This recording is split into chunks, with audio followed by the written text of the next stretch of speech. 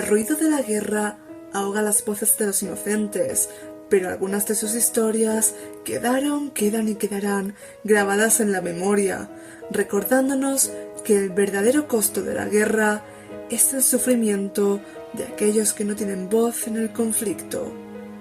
Hoy, en La Vida en Historias, estaremos viendo la historia de Ana Frank, quien siendo tan solo una niña, inspiró a millones de personas con sus escritos, convirtiéndose en un rayo de luz y esperanza para muchos en el final de los días oscuros del nazismo.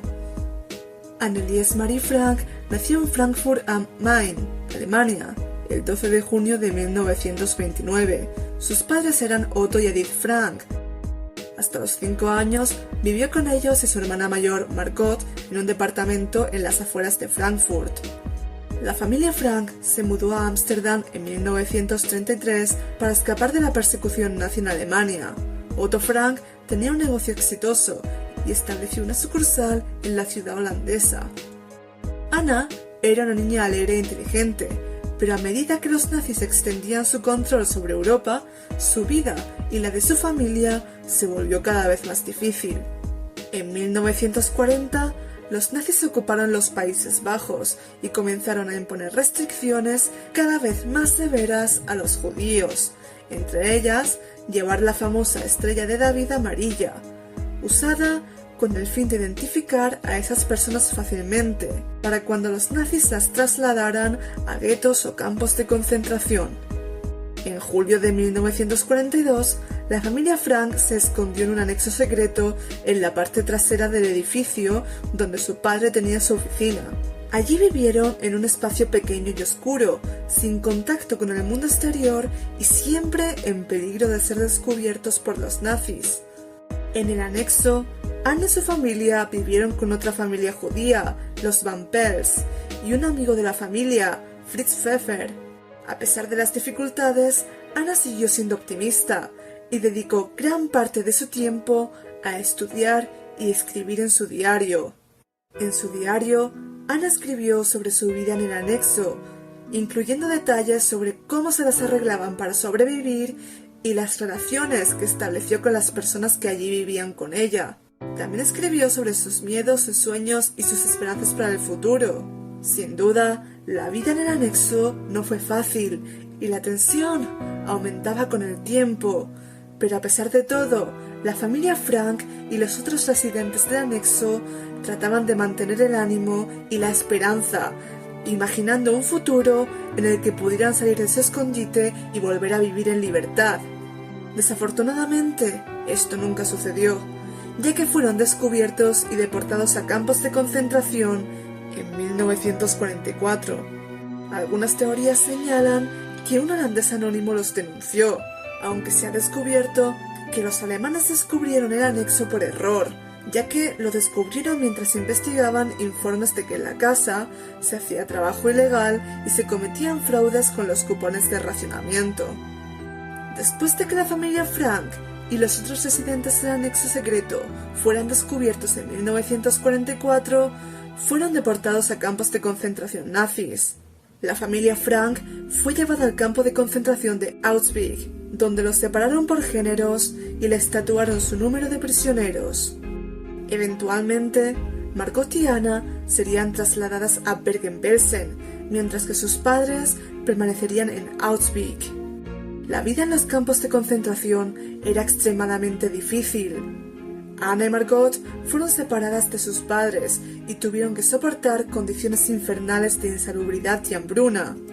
En consecuencia, ambas hermanas contrajeron la enfermedad del tifus, que se propagaba rápidamente en el campo debido a las condiciones de hacinamiento y la falta de higiene. Trágicamente, primero Margot y posteriormente Anna murieron de tifus en marzo de 1945, pocas semanas antes de que el campo fuera liberado por las fuerzas aliadas. Otto Frank, el único miembro de la familia que sobrevivió, regresó a Ámsterdam después de la guerra y recibió el diario de su hija Anna de manos de Miep Gies, una amiga de la familia que les ayudó cuando aún vivían en el anexo, proveyéndolos con comida y, entre otras cosas, papel para que Anna pudiera escribir. Conmovido por los escritos de su hija, Otto trabajó para publicar el diario, que finalmente se convirtió en una de las obras más conocidas sobre el Holocausto y en un testimonio conmovedor de las experiencias de las víctimas del nazismo. La historia de Ana Frank y su familia nos lleva a su famoso diario. A continuación, te presento algunos de los fragmentos más conocidos de su diario personal. Domingo, 14 de junio de 1942. El viernes desperté, ya a las 6. Era comprensible, pues fue el día de mi cumpleaños. Pero no podía levantarme tan temprano, y hubo que apaciguar mi curiosidad hasta 7:15. Entonces ya no soporté más, y corrí hasta el comedor, donde nuestro pequeño gatito, Monchen, me saludó con efusivo cariño. Después de las 7, fui al dormitorio de mis padres y enseguida fui con ellos al salón para encontrar y desenvolver mis regalos. A ti, mi diario, te vi en primer lugar y sin duda fuiste mi mejor regalo. 23 de julio de 1943. Las medidas antijudías se sucedieron rápidamente y se nos privó de muchas libertades. Los judíos deben llevar una estrella de David, deben entregar sus bicicletas, no les está permitido viajar en tranvía ni tampoco en coche. Tampoco podemos hacerlo en coches particulares. Los judíos solo pueden hacer la compra desde las 3 hasta las 5 de la tarde y solo pueden ir a una peluquería judía. No pueden salir a la calle desde las 8 de la noche hasta las 6 de la madrugada. Nadie escapa a esta suerte, a no ser, claro, que se esconda. No respetan a nadie, ni a ancianos, ni a niños, ni a bebés, ni a mujeres embarazadas, enfermos. Todos, sin excepción, marchan camino de la muerte.